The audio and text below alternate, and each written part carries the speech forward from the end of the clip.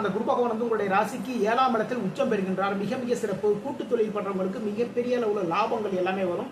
அதே நேரத்தில் விரயங்களும் கொஞ்சம் அதிகமா இருக்கு, கவனமா பார்த்துக்கோங்க. அதிகப்படியான முதலீடுகள் வந்து இந்த டயத்துல கூட்டு தொழில செய்யறத கவனமா பார்த்து பண்ணுங்க.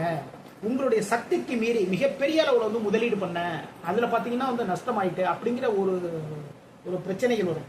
ஆனா குரு பகவானுடைய 5ஆம் பார்வை வந்து உங்களுடைய ராசிக்கு லாபஸ்தானமான 11ஆம் இடத்தில் பதிக்கின்றது. விரையாதிபதி பார்வை வந்து லாபஸ்தானமான 11ஆம் இடத்தில் பதிக்கின்றதுன்னா விரயங்களில் லாபம். ஓகேங்களா? இந்த நேரத்துல நம்ம என்ன பண்ணணும்னா ஒரு வீடு வாங்கணும், அதே நேரத்தில் பார்த்தீங்கன்னா ஒரு நகை வாங்குங்க.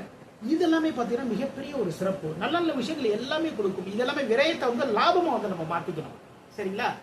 அது மட்டும் இல்லைங்க, உங்களுடைய இளைய சகோதரர்களுக்கும் சரிதான், மூத்த சகோதரருக்கும் சரிதான், அவங்களுடைய மனசு கஷ்டப்படுற மாதிரி வந்து நீங்கள் நடந்துக்காதீங்க. அவங்களுடைய மனசு சந்தோஷப்படுற மாதிரி நீங்கள் நடந்துக்கிட்டீங்க அப்படின்னா உங்களுடைய வாழ்க்கை மேன்மேலும் முன்னேறும். குரு பகவானுடைய 7ஆம் பார்வை உங்களுடைய ராசியில பதிகிறதுனால மிக மிக சிறப்பு. இந்த டயத்தில் உடல் சார்